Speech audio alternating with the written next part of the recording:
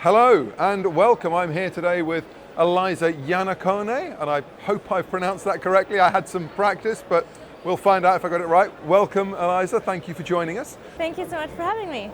Pleasure to have you. Eliza is a recent addition to the Canon Ambassadors Program, a filmmaker, documentary filmmaker, fan of C300, the XA series, C70, photographer originally, all sorts of things. Tell me a bit about yourself, come on. Well, after that introduction, I actually started as a cinematographer when I went to university. That was what I went for. And then kind of discovered that there were some projects that actually worked best for me in photography, and have managed to kind of dip my feet into both sides. And to this day, I still work with multimedia, so sometimes working with a holographic projection or straight up shooting, I'm originally from Mexico, studied in Toronto, and then after that lived in 50 countries until I ended up marrying my Airbnb host, and then decided that I needed to have a closet somewhere in the world with someone, and so now I'm based out of London. Nice, okay. That's quite a story. There's so much to get involved with there, but I want to know a bit more about the projects you do, because you did a bit of conflict work, I understand, and you've transitioned a bit.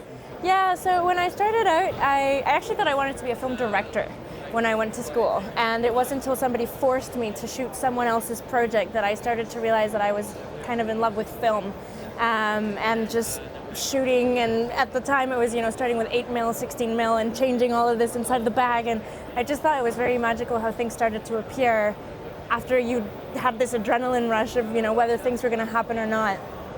And then after a while I realized that I just really wanted to see the world. I had this kind of desire to just understand other cultures, other religions, other smells and textures, and so I ended up falling into doc.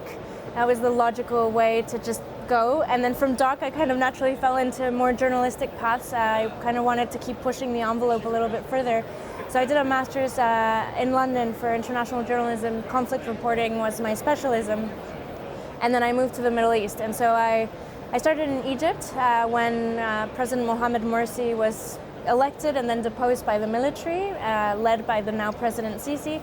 And there was a massacre called the Rabaa massacre, which built over the course of several months.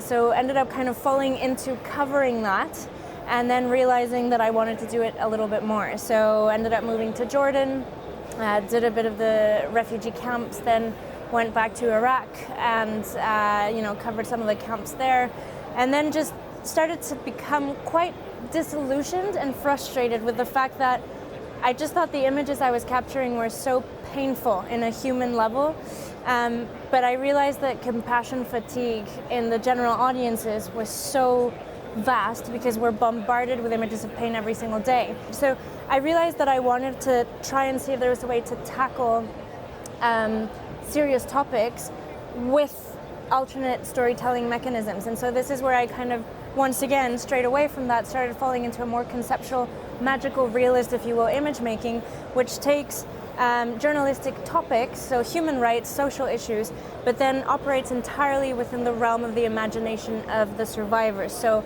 how are they made to feel? If they feel like they're drowning, we're underwater. If they feel they're surrounded by danger and they're in South Africa, maybe they're surrounded by lions. So it's extrapolating from truth and trying to access that kind of imaginary realm that stems off of having been exposed to a trauma, if that makes sense. Okay. So, moving from journalism and doc into a more creative sphere, Yes. It's a different way of shooting, there's quite a different approach. How has some of the Canon kit that you used helped in that process? I've always loved working with Canon, and I think that once again goes back to my student days where I was, this Mexican that had managed to get there on a scholarship, barely making do. And I just wanted to start with something that I could have for a longer term, right? And at the time, I put all my money that I saved from not eating much into a DSLR. Okay. It's when they were just kind of popping out. And I just felt like that just opened up the world for me, just opened up the world. The fact that I could actually pitch a project that was in a different country, in a different place, and with this camera, at the time that idea of hybrid shooting, which now you have with the R5C and whatnot, it just was everything, I could shoot photos and 2 seconds later be doing a film, and I really feel like that attachment and also that level of kind of student sacrifice of like eating rice and beans for like an extended period of time for your camera, which is not a joke. It just really attached me to the brand. I mean, I really feel Canon opened up the world for me, for somebody that seeing the world has been the most important purpose that I have felt I had. Okay, and now from DSLR to what? C70, C300, XA? I mean, is there anything you don't use? Oh, well, you know, there's a few things. I think every project requires something unique, right? When I got a chance to work with the C70, I was actually really, really surprised because I didn't expect so much to come out of something so small. I remember taking it cliff camping and, you know, thinking to myself, the battery life's not going to be that great. I'm going to take a bunch of batteries. It's going to be cold. It's, you know, and just not having much of an expectation. You know, I'm not taking lighting. It's going to get dark. Let's see what we can do, right? And just being so shocked at how, you know, those 16 stops of latitude, like, you know, just with our head torches and the moon was giving me something usable and beautiful. I fell in love with it right away. So that camera I think is awesome. Also, when you're working on the field in more challenging or quick changing environments, let's just say, it's a wonderful camera to have, inconspicuously, you know, it's not something that calls huge attention to yourself. It's not something that makes people uncomfortable in these kinds of environments. It's very contained. So that I'm a massive fan. And obviously, you know, there's a range. If you want to shoot hybrid, once again, you know, what did I just say before? The R5C. Yeah, the R5C, thank you. The R5C and the smaller, you know, cameras, more camcorder formats, I mean, those are also really interesting because even though I don't use them for, you know, more studio or planned shoots, let's just say, if you're going to a challenging environment, sometimes you want to be more like a tourist. Sometimes you want to be more like, oh no, I'm just here, you know, just for kicks, there's nothing going on. Yeah. Fly under the radar. And you know, it can hide underneath a burqa or a loose, you know, clothing attire or whatever. And it's something that just doesn't call attention to yourself and you can still produce something of quality. So I think every project, you know, you just have to plan for it. Okay.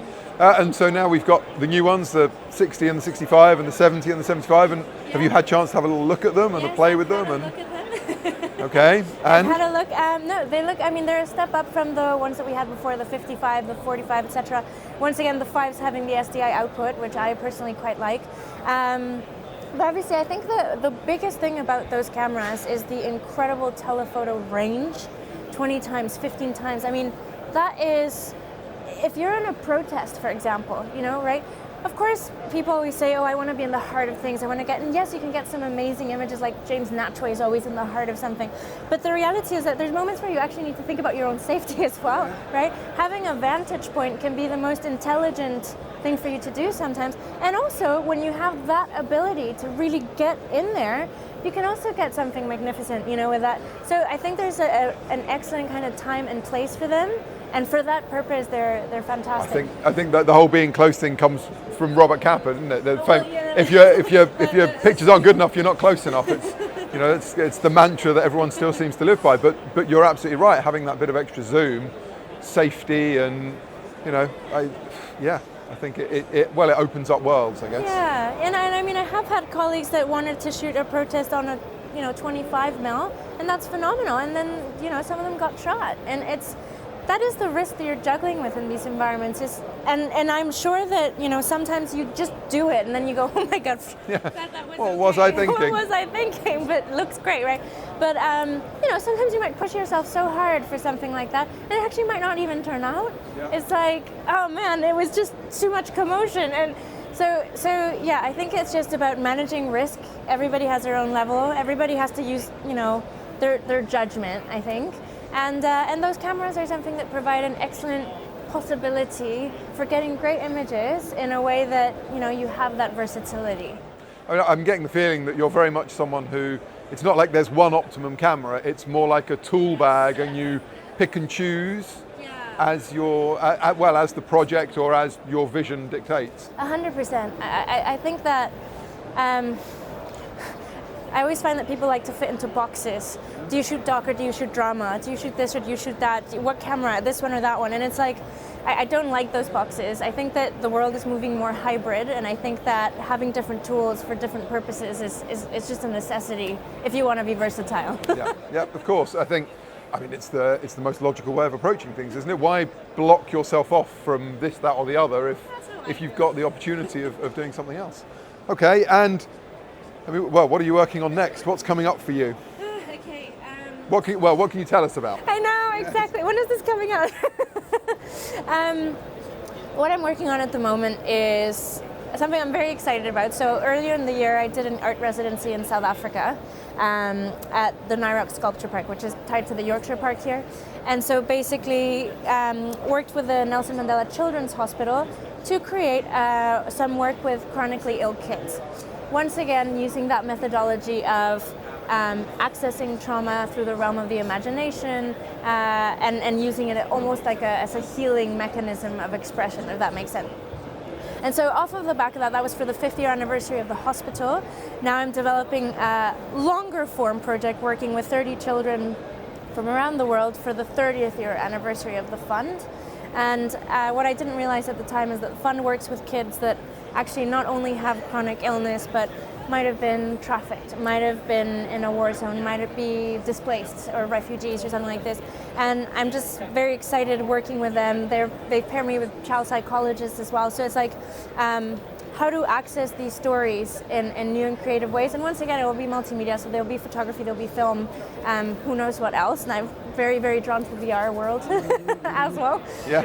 Isn't everyone right now? I think it's the new buzz, isn't it? Let's go and get involved. Yeah, well, I mean, it's been on and off for a while, right? But it's like, I feel like now we're really getting what we can do with it. I think it's, it kind of appeared and people talked about it, and you're right, it was there, it was gone, it was there, it was gone. But now, when a brand like Canon gets involved, you're like, okay, maybe this is going to go somewhere now. It always felt like it was fringe, and now it feels like it's becoming mainstream. Yeah, and then you have like these major companies that are also, trying to do training through VR. And I had to walk through a submarine once, that people can actually train without actually having to be in the submarine and then get there and actually know where everything is.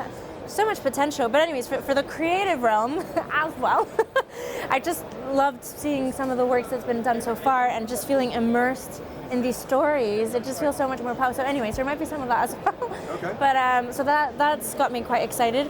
And then shooting in Ukraine. I used to live in Ukraine before the war. So going back in a few months and doing another project there, more doc stuff. So those are the things that are kind of in the pipeline. Sounds like there's an awful lot going on. Thank you. It is. I mean, the world seems to be, this chaotic jumble at the minute, but it's really nice to see that you're finding places to go and finding those stories and getting involved with them. Yeah. So thank you very much for taking the time to talk to us. Thank you.